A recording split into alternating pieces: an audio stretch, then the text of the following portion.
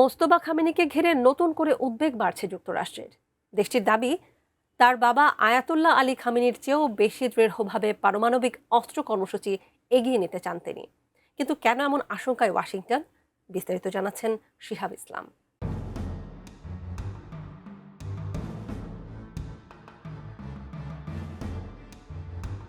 ইরানের নতুন সর্বোচ্চ নেতা মোস্তফা খামেনিকে ঘিরে নতুন গোয়েন্দা মূল্যায়ন প্রকাশ করেছে যুক্তরাষ্ট্র।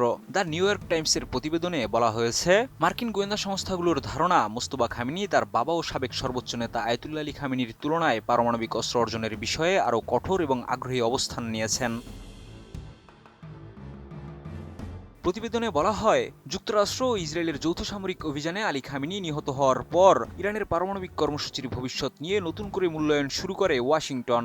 সেই মূল্যায়নে উঠে এসেছে, নতুন নেতৃত্বের অধীনে পারমাণবিক সক্ষমতা আরও দ্রুত পুনর্গঠনের চেষ্টা হতে পারে। তবে মার্কিন কর্মকর্তারা স্বীকার করেছেন, মোস্তফা খামেনিকে নিয়ে তাদের বেশিরভাগ গোয়েন্দা তথ্য যুদ্ধ শুরুর আগের। কারণ বাবার মৃত্যুর সময় আহত হওয়ার পর থেকে তিনি নিরাপত্তার কারণে আত্মগোপনে রয়েছেন এবং খুব সীমিত পরিসরে যোগাযোগ করছেন। মার্কিন গোয়েন্দাদের মতে, সম্ভাব্য নতুন বিমান হামলার আশঙ্কায় মোস্তফা খামেনি অন্য ইরানি কর্মকর্তাদের সঙ্গেও সীমিত যোগাযোগ রাখছেন। তবে হামলায় ক্ষতিগ্রস্ত পারমাণবিক স্থাপনাগুলো সংরক্ষণ এবং পুনর্গঠনের কাজ ইতিমধ্যেই শুরু হয়েছে। উন্নত মানের কাঁচামাল, আরআইএল অ্যাঙ্গেল এন্ড চ্যানেল। এখন কাঠের দিন শেষ, আরআইএল এর বাংলাদেশ।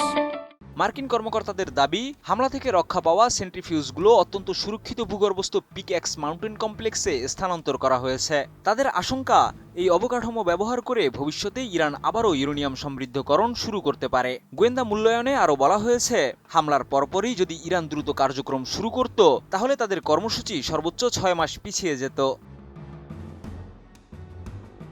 প্রতিবেদনে আরও বলা হয়েছে, আলী খামেনি প্রকাশ্যে সবসময় পারমাণবিক অস্ত্র তৈরির অভিযোগ অস্বীকার করলেও ইরান ধারাবাহিকভাবে পারমাণবিক সক্ষমতা বাড়ানোর কাজ চালিয়ে গেছে।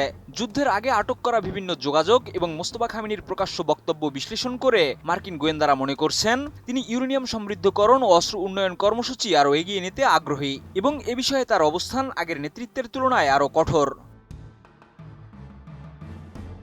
দ্য নিউ ইয়র্ক টাইমসের তথ্য অনুযায়ী, বাইডেন প্রশাসনের শেষ দিকে মার্কিন কর্মকর্তারা ধারণা করেছিলেন, ইরান একটি সাধারণ ধরনের পারমাণবিক অস্ত্র তৈরির সম্ভাবনা যাচাই করছিল।